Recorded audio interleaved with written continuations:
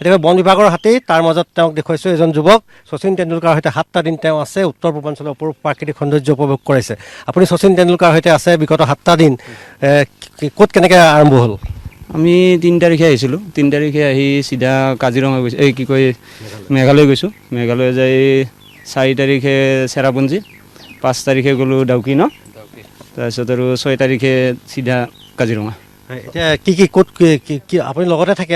আগফালে বহি আহে তেওঁ দেখিছোঁ, আগফালে বহে। তেওঁৰ পৰিবাৰ? তেওঁৰ পৰিবাৰ মোৰ গাড়ীৰ পিছপিনৰখনত বহে। এখেতলোকৰ গাড়ী সকল বহাই দেখা, আৰু লগত চালক আছে, এইসকল গুৱাহাটীৰ চালক। আৰু আপোনাৰ ওচৰলৈ আহিছোঁ, আপুনি যিহেতু শচীন তেণ্ডুলকাৰক গোটেই উত্তৰ পূৰ্বাঞ্চল ঘূৰাই আছে, তেওঁ আগফালে বহে, কি কথা পাতে?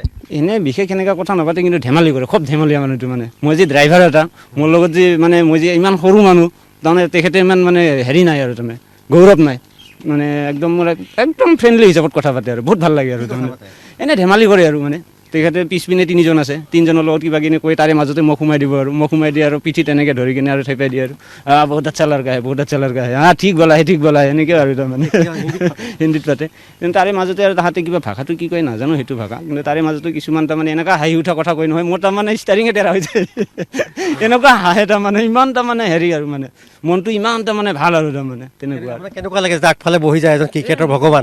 মোক মানে এনেকুৱা লাগে তাৰমানে মই ভগৱান আনিছোঁ আৰু এটা, কাৰণ লাইফত মই এইবাৰ প্ৰথম তেখেতক একদম চামত পাইছোঁ, মানে একদম এনেকুৱা লাগিছে তাৰমানে মই ভগৱানক পোৱা যেন লাগিছে আৰু তেনেকুৱা। আগফালে একেলগে বহি যায়, আপুনি গাড়ী ড্ৰাইভিং কৰি যায়, তেওঁ বহি যায়, তেখেতে বহি যায়, কি ধুনীয়াকৈ মোৰ লগত কথা চথা পাতে আৰু এনে মানে বিশেষ এনে ভিতৰীয়া কথা নাপাতে, ঘৰৰ কথা পতা নাই, জাষ্ট এনে মোৰ নাম সুধিছে, অসমৰ কথা সুধিছে, অসমৰ কথা কিছুমান জেগা ধৰ কাজিৰঙাত যাই কিনে কেনেকুৱা হ'ব, কেনেকুৱা তোমালোকে আহা না নহয়, এনেকৈ হিন্দীতে কৈ আছে আৰু বোলো আমিতো এনেকৈ সদায় অহা যোৱা কৰি চাই কি ক'লে তেওঁ?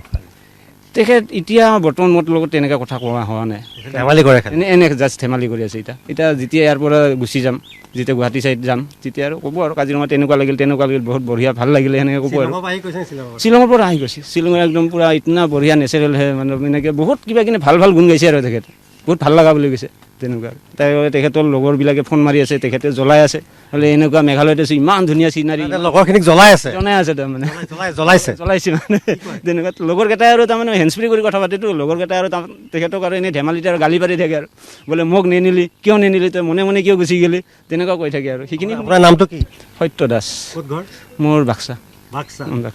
বাক্সাৰ চালক, আৰু তেওঁৰ সৈতে বিগত 7টা দিন শচীন তেণ্ডুলকাৰৰ সৈতে আছে উত্তৰ পূৰ্বাঞ্চলত, কাজিৰঙা দৰ্শন কৰাইছে, উত্তৰ পূৰ্বাঞ্চল দৰ্শন কৰাইছে, আৰু শচীন তেণ্ডুলকাৰক তেওঁ সমগ্ৰ অসম কাজিৰঙা দৰ্শন কৰাইছে, আৰু তেওঁৰ মনোভাৱৰ কথা ক'লে, যিহেতু তেওঁ শচীন তেণ্ডুলকাৰৰ আগফালে একেলগে বহিছিল, ড্ৰাইভিং কৰিছিল, কি কথা পাতে শচীন তেণ্ডুলকাৰ, কেনেকুৱা আছিল, সেই বিষয়ে নিউজ লাইভক জনালে এইজন বাক্সাৰ গাড়ী চালকে।